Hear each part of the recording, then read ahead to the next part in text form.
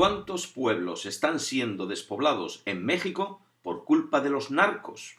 Difícil saberlo, porque algunos de ellos deben de encontrarse en esas denominadas zonas de silencio, lugares donde los medios de comunicación han renunciado a informar sobre los hechos violentos cotidianos relacionados con el narcotráfico. Algunos de estos medios incluso han hecho pública su renuncia, como por ejemplo el periódico Zócalo, del estado de Coahuila, que el mismo día que asesinaron a su periodista Jaime Guadalupe Posada Domínguez anunció que no publicaría más información sobre el crimen organizado.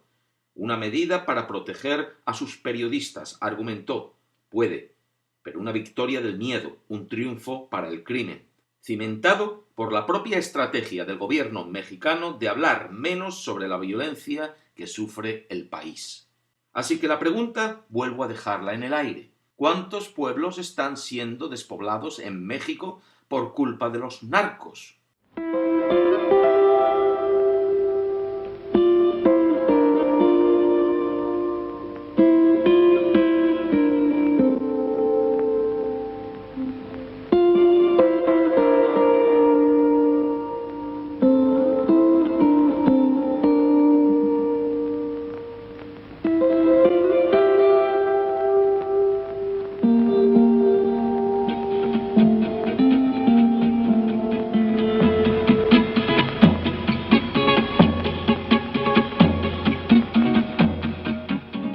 Debe de ser muy triste tener que abandonar tu pueblo y tu medio de vida porque un día te encontraste en medio de una guerra. Pero puede que aún sea más duro si esa guerra no la lucha tu patria contra una nación invasora, sino que has de dejarlo todo simplemente porque una panda de delincuentes llamados los Memos están pegándose con otra llamada los Salazar, como fue el caso del municipio Plutarco Elías Calles en Sonoita, o porque te echan unos sinvergüenzas que se hacen llamar los Caballeros Templarios, como fue el caso de San Luis de la Loma, en el estado de Guerrero. Los Caballeros Templarios. Parece un chiste, pero no lo es. Es una realidad trágica. Como trágico es que las Fuerzas Armadas de un país como México en ocasiones sean incapaces de proteger a sus ciudadanos hasta el punto que éstos hayan de abandonar sus hogares. Según las cifras dadas a conocer por la Comisión Mexicana de Defensa y Promoción de los Derechos Humanos, más de 281.000 mexicanos se encuentran actualmente en condición de desplazamiento forzado interno. Los estados que cuentan con mayor número de desplazamientos masivos debido a la violencia son Chihuahua, Michoacán, Nuevo León, Sinaloa, Tamaulipas y Veracruz.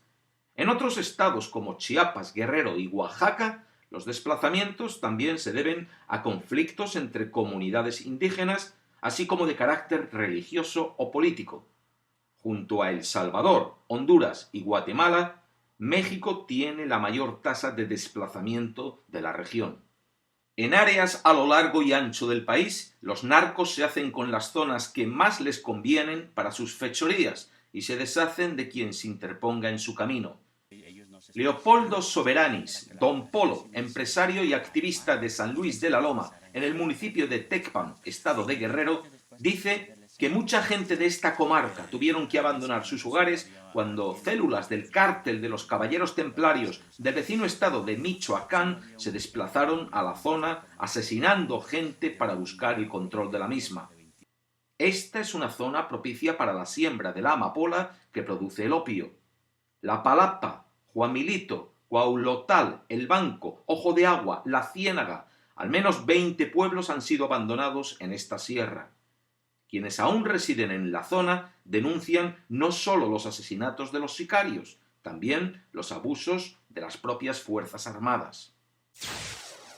No sé cuál es la situación actual de Ciudad Mier, localidad fronteriza en el estado de Tamaulipas. Ya han pasado más de 5 años después de que hubiese de ser abandonada cuando sus más de 6.000 habitantes quedaron atrapados en medio de batallas entre el grupo de los Zetas y el Cártel del Golfo.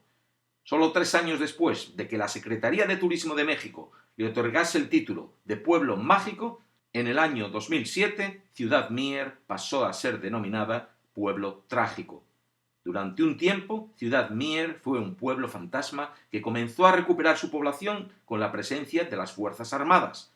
Un año después de los incidentes, el entonces presidente Calderón construyó una base militar en el pueblo y parece que 2/3 partes de los residentes regresaron.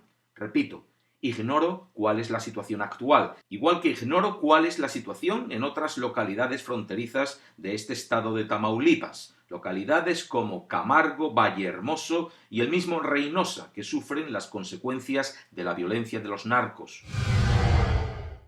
De una punta de la frontera con los Estados Unidos a otra.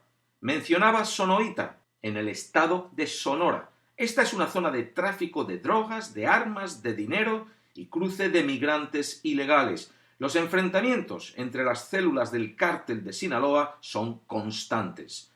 Estos enfrentamientos no afectaban antes a la población, ahora sí, como reconocía hace un año Julio César Ramírez, el alcalde del municipio Plutarco Elías Calles, que el 30 de abril del pasado año se vació de sus 1.200 habitantes.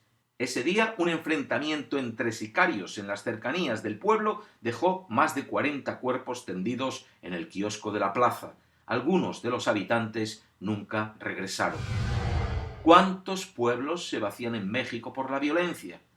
Unos se abandonan para siempre, en otros regresan sus pobladores, y en otros sus habitantes están ahí, pero como si no estuvieran.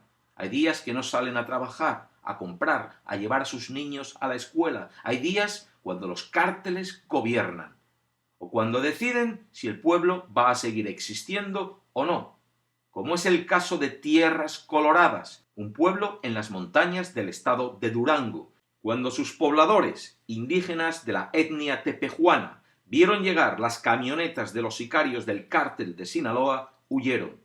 Los sicarios quemaron entonces todo el pueblo y mataron a todos los animales. ¿Cuántos otros pueblos pueden haber sufrido una suerte similar? ¿Cuántos pueblos están siendo despoblados en México por culpa de los narcos?